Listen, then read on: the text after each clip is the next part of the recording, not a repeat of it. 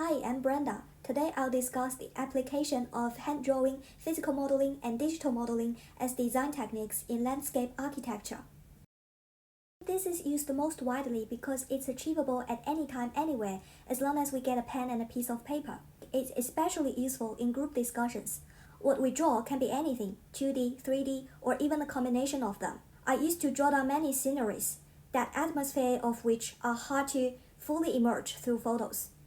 While, like Alan Chapman said, less is more, and that implies by drawing we can emphasize certain parts of a picture and offer a great visual impact that models don't have.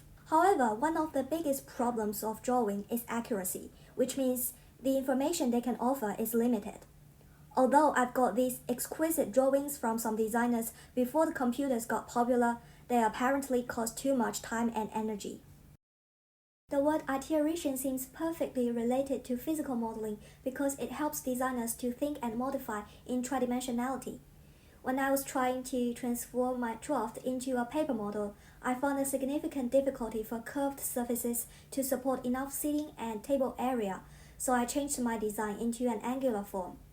Models are also useful for light observations and enable further improvements.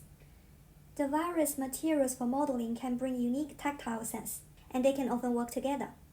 The selection of material requires careful consideration based on the design.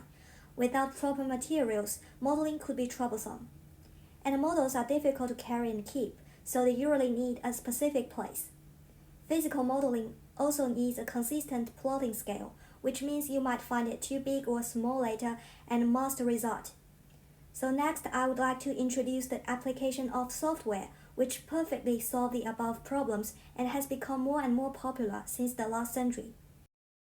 The invention of the computer and software has dramatically promoted the efficiency and accuracy for design.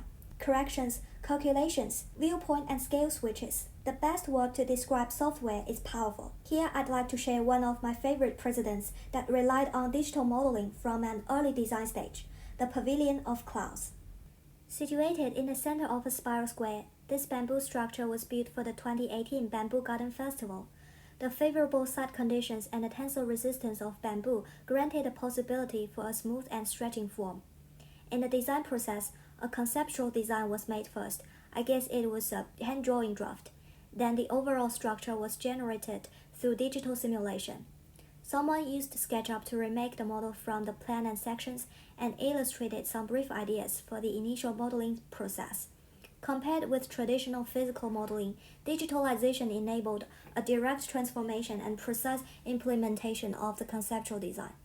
More importantly, through scientific calculation, the curve of the envelope and key bamboo beams could conform to the stress situation of the structure and construction conventions. This is also known as parametric design, which is revolutionary and has broadened designers' thinking not only in faceting the shapes, but also in recursive patterning, constructive topology, ecology mimesis, and many other potential aspects. For all this, I think software still can't replace traditional techniques because the natural shapes that can be produced in several minutes by hand drawing and the distinctive perception of textures offered by physical modeling are irreplaceable. The design process doesn't have any set patterns, and the application of techniques is all about choosing reliable methods to improve the very first ideas that show up in your mind. So it is the features of the ideas that determine suitable iteration methods. Each approach has its own pros and cons. They should supplement each other to assist us rather than restricting. When I tried to make a paper model for these previous drawings, I found it difficult to imagine all the details in 3 dimensions, so I redrew my plan, which was helpful with my consideration of its size.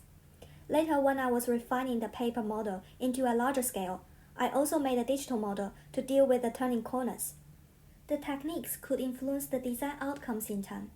The accuracy and ease of simulation and modeling software result in precise, complex mappings of environmental, biological, geological, or social phenomena. The novelty and aesthetic appeal of mappings make the information formally generative in a way heretofore rarely seen. The unexpected forms could emerge all the way along with more critical thinking and involved techniques. And the improvement of a design shall be never ended. That's all about it for now. Thank you for watching.